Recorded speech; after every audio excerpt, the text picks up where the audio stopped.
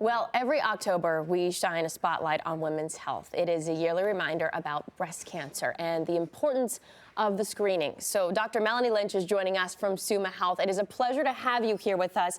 It's a very important month for breast cancer and breast cancer awareness. And I would love for you to just first, before we get into anything, just explain why it is so important for women to get those regular screenings. So breast cancer screening has reduced breast cancer mortality by 30%.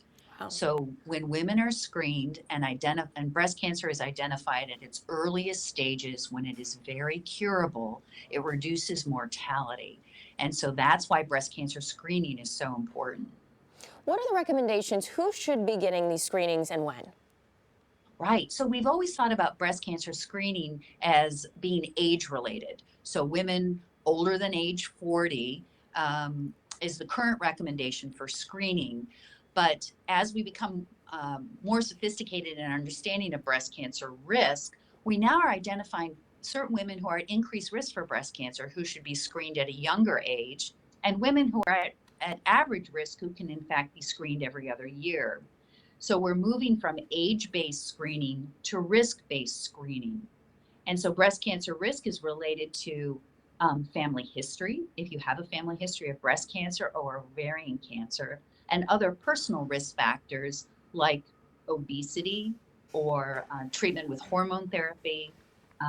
And so a complete risk assessment for any woman at the age of 30 is the best place to start to figure out when you should be screened for breast cancer. Well, so let me ask you on a personal note here, and I'm not to put you on the spot, but so my mother died of ovarian cancer at the age of 63.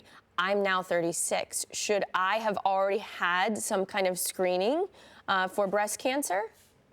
That's a great question. It's important to have a conversation with your physician and look at your entire family history, including the rest of your mother's family, which would help identify if there's any need for genetic counseling and testing, and then to run a risk model to see what your breast cancer risk is.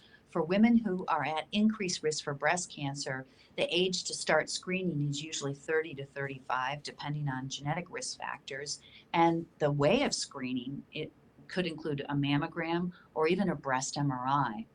Now, what are you doing there at Summa Health? I know you're really trying to take every measure to make sure that when people coming in, they're safe. I know you're taking extra precautionary steps. Mm-hmm. And so in the midst of the pandemic, we're making sure that we have social distancing in all of our waiting rooms, that we have hand sanitizer available, that everyone's wearing a mask. We've scheduled our mammograms in such a way so that patients kind of come into the room and the room is able to be cleaned in between patients. Mm-hmm. All of our mammography techs are very diligent with wearing masks and social distancing and making sure it's safe for women to come in and get their mammograms. So I'm guessing, and I want to go back to this, I'm guessing you have touched on this, but who is considered high risk then? Sure. So increased risk for breast cancer is based upon family history, and the things that we look at is family history of breast or ovarian cancer and the age at diagnosis, as well as other cancers in the family. And then we look at lifetime estrogen exposure, the age at first menstrual cycle, the age at menopause, hormonal treatments along the way, and obesity. We know that obesity is one of the significant risk factors for breast cancer. And at Summa, we just had a forum on the link between obesity and cancer. And we know that this is one of the areas we can really attack cancer risk by reducing our current rates of obesity. Wow. So you would probably say that that's one of the main ways that you are helping to reduce risks of people who are in those high-risk categories. Absolutely. And also just letting people know what their risk is.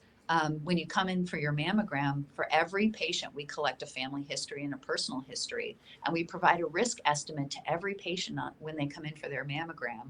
For women who are identified at high risk, we have a high risk clinic where they can be followed, and we also have an opportunity for them to undergo genetic counseling and testing.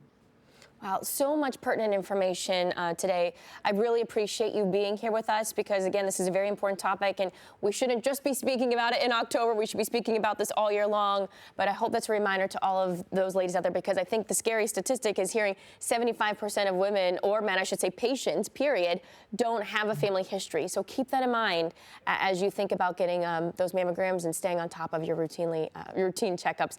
Again, thank you so much for joining us this morning. We appreciate you. Thank you very much. All right, have a wonderful day.